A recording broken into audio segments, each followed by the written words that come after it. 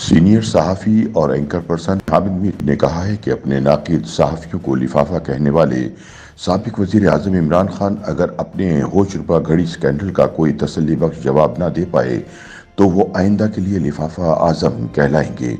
اپنے تازہ تجزیے میں حامد میر کہتے ہیں کہ 15 نومبر کی شب جیو نیوز پر شاہ خانزادہ کے شو میں وہ خریدار سامنے آ گیا جس نے سعودی ولی عہد کی طرف سے عمران خان کو تحفے میں دی جانے والی گھڑی خریدی تھی۔ عمران کے ساتھی کہہ رہے ہیں کہ خان صاحب نے جو بھی کیا قانون کے مطابق کیا، لیکن سوال یہ ہے کہ خان صاحب نے ایک نہیں 3 گھڑیاں بیچیں۔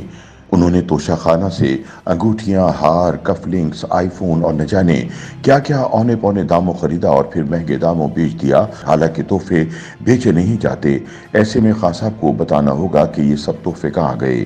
حامد میر کے بقول عمران خان اور ان کے ساتھی اپنے ناقد صحافیوں کو لفافہ اور غدار کہتے رہے، لیکن انہوں نے کبھی ایسے کسی الزام کا ثبوت نہیں دیا۔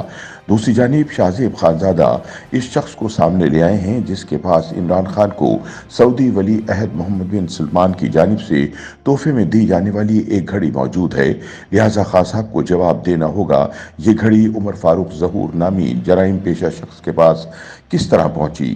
فرح خان اور شہزاد اکبر کا دعویٰ ہے کہ وہ عمر فاروق ظہور کو کبھی نہیں ملے۔ اگر ان کا دعویٰ سچ ہے تو کیا عمران کو تحفے میں ملنے والی بیش قیمت گھڑی اڑ کر دبئی میں عمر فاروق ظہور کے گھر پہنچ گئی؟ خان صاحب کو اس اہم سوال کا جواب تو دینا ہی پڑے گا، ورنہ وہ لفافہ اعظم کہلانے کے لیے تیار رہیں۔ گھڑی کے حوالے سے حامد میر ایک پرانا قصہ سناتے ہوئے بتاتے ہیں کہ دنیا کے مطلوب شخص کی کلائی پر بندی گھڑی میری توجہ کا مرکز بن چکی تھی۔ یہ 1998 کا موسم گرما تھا۔ اسامہ بن لادن نے امریکہ پر حملے کا فتویٰ جاری کیا تھا اور کچھ پاکستانی علماء بھی اس فتوے کی حمایت کر رہے تھے۔ پاکستانی اخبارات میں بھی اس فتوے پر بحث جاری تھی۔ قندھار ایئرپورٹ کے قریب اسامہ بن لادن کی رہائش گاہ پر میں اس فتوے پر ان سے بحث کر رہا تھا۔ میرا سادہ سا سوال تھا کہ اسلامی تعلیمات کی روشنی میں آپ ایسا حملہ کیسے کر سکتے ہیں جس میں بے گناہ غیر مسلموں کے مارے جانے کا خطرہ ہو۔ اسامہ بن لادن کے پاس ڈاکٹر ایمن الزہواری اور ابو حفظ بھی موجود تھے۔ یہ دراصل ایک اخبار کے لیے انٹرویو تھا جو ختم ہونے کا نام ہی نہیں لے رہا تھا۔ میں بار بار سوال میں سے سوال نکال رہا تھا اور اسامہ بن لادن مختلف کتابوں میں سے حوالے نکال کر مجھے دکھا رہے تھے۔ یہ نشست صبح ناشتے کے بعد شروع ہوئی، پھر ظہر کے وقت اسامہ کی گھڑی سے اذان سنائی دی۔ ہم سب نے نماز ادا کی۔ کھانے کی طلب نہیں تھی، لیکن میزبان کے اصرار پر کھانے میں شریک ہونا پڑا اور دوبارہ نشست شروع ہو گئی۔ عصر کے وقت دوبارہ گھڑی میں اذان سنائی تو میں دلچسپی سے گھڑی کو دیکھنے لگا۔ اسامہ نے کلائی سے گھڑی اتاری اور بتایا کہ یہ عام سی واٹر پروف گھڑی ہے اور اذان کے اوقات بتاتی ہے۔ پھر انہوں نے کہا کہ اگر آپ کو پسند ہے تو آپ رکھ لیں۔ میں نے شکریہ ادا کیا اور کہا کہ میں گھڑی استعمال نہیں کرتا کیونکہ بہت سی گھڑیاں گم کر چکا ہوں۔ یہ سن کر اسامہ بن لادن مسکرائے اور انہوں نے وہ گھڑی دوبارہ اپنی کلائی پر باندھ لی۔ حامد میر بتاتے ہیں کہ اس واقعے کے 3 سال بعد 11 ستمبر 2001 کو میں اپنے دفتر میں بیٹھا تھا کہ افغانستان سے ایک شخص مجھے ملنے آیا۔ اس نے مجھے ایک رقعہ دیا اور ساتھ میں ایک گھڑی دی۔ میں نے گھڑی کو دیکھتے ہی پہچان لیا۔ مہمان نے کہا کہ شیخ کا پیغام ہے کہ گھڑی گم نہیں کرنی۔ رقعے میں اسامہ بن لادن کا ایک دستخط شدہ بیان تھا جس میں 9/11 حملے کے حوالے سے کہا گیا تھا کہ اس میں میرا کوئی ہاتھ نہیں، لیکن میں حملہ آوروں کو خراج تحسین پیش کرتا ہوں۔ 2 ماہ بعد جب نومبر 2001 میں اسامہ بن لادن سے کابل میں آخری ملاقات ہوئی تو میری کلائی پر اپنی تحفہ دی گئی گھڑی دیکھ کر انہوں نے کہا کہ شکر ہے ابھی یہ گم نہیں ہوئی۔ اس انٹرویو میں ایک بار پھر میں نے شیخ اسامہ بن لادن سے تلخ سوالات پوچھے اور انہوں نے ہر سوال کا جواب دیا۔ یہ ان کا آخری انٹرویو تھا جس کے بعد دنیا بھر کے صحافیوں نے میرے بارے مختلف زاویوں سے تحقیقات کی۔ حامد میر کہتے ہیں کہ اس دوران مالدیپ کے 2 صحافی محمد شہیب اور احمد ظہیر بھی مجھ تک پہنچ گئے۔ ان کی تحقیقات کا مرکز وہ گھڑی تھی جو اسامہ بن لادن نے مجھے دی تھی۔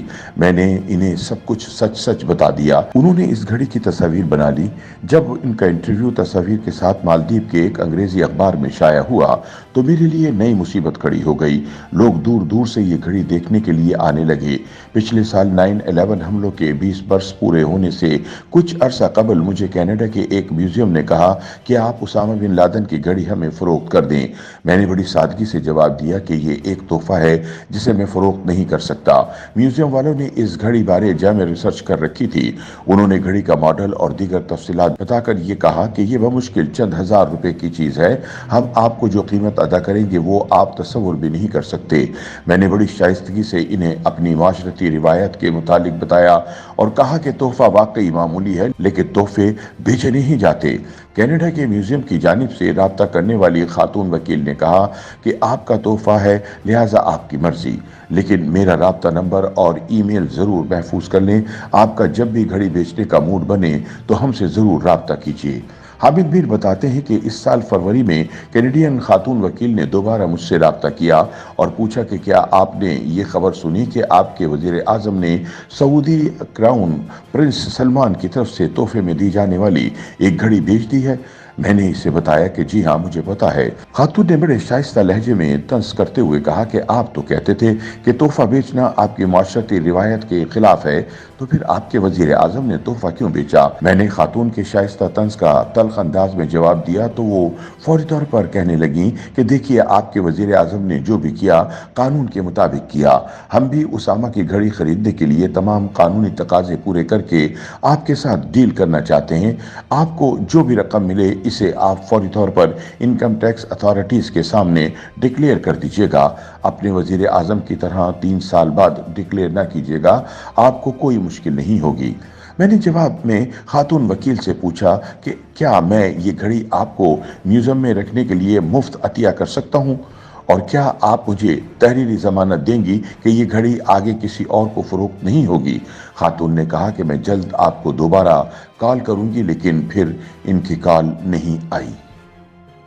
YouTube पर गूगली न्यूज देखने के लिए youtube.com की सर्च बार में गूगली न्यूज टीवी टाइप करें। गूगली न्यूज के पेज पर सुर्ख रंग के सब्सक्रिप्शन वाले बटन पर क्लिक करना ना भूलिए। YouTube पेज पर अपलोड होने वाली वीडियोस से बाखबर रहने के लिए बेल आइकन पर क्लिक कीजिए। आपको हर नई वीडियो के बारे में नोटिफिकेशन मौसूल हो जाएगा।